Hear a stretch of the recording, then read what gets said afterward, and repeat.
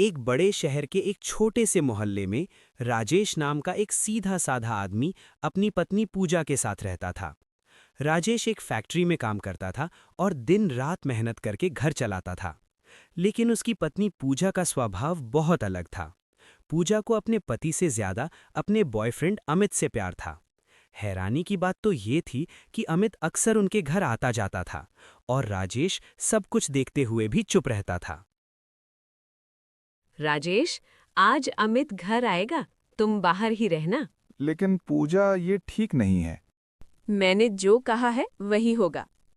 राजेश अंदर ही अंदर बहुत दुखी रहता था।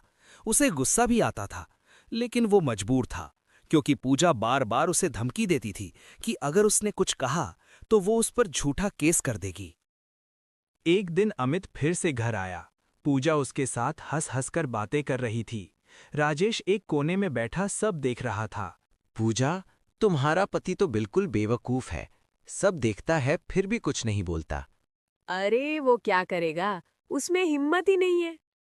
ये बातें सुनकर राजेश का दिल टूट गया। उसका गुस्सा भी बढ़ रहा था, लेकिन वो फिर भी शांत रहा। एक दिन राजेश अपने पड़ोसी रमेश से मिला। रमेश ने उसकी उदासी देख ली। क्या बात है राजेश, तुम बहुत परेशान लग रहे हो। भाई, मेरी पत्नी मुझे इज्जत नहीं देती। वो अपने बॉयफ्रेंड के साथ रहती है और मैं कुछ कर भी नहीं सकता। रमेश को ये सुनकर बहुत गुस्सा आया और बहुत बुरा भी लगा। तुम क्यों सह रहे हो ये सब? सच का साथ दो, डरना मत। राजेश ने उस दिन पहली बार सोचा कि अब उसे चुप नहीं रहना चाहिए। अगले दिन जब अमित घर आया तो राजेश ने चुपचाप अपने फोन से सब रिकॉर्ड कर लिया। पूजा और अमित दोनों राजेश का मजाक उड़ा रहे थे। राजेश तो बस पैसे कमाने की मशीन है। हाँ, और हम आराम से जिंदगी जी रहे हैं। अब राजेश के पास सबूत था। राजेश ने सारी रिकॉर्डिंग अपने परिवार और पड़ोसियों को दिखा दी। पूरा मोहल्ला पूजा की सच्चाई जान गया। शर्म आनी चाहिए तुम्हें पूजा। राजेश जैसा सीधा आदमी मिला और तुमने उसका भरोसा तोड़ दिया।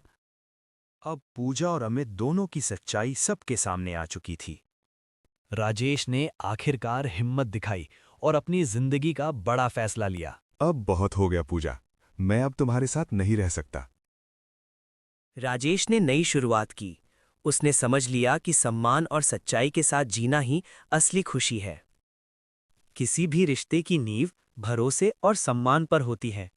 अगर भरोसा टूट जाए तो रिश्ता भी ज्यादा देर तक नहीं टिकता।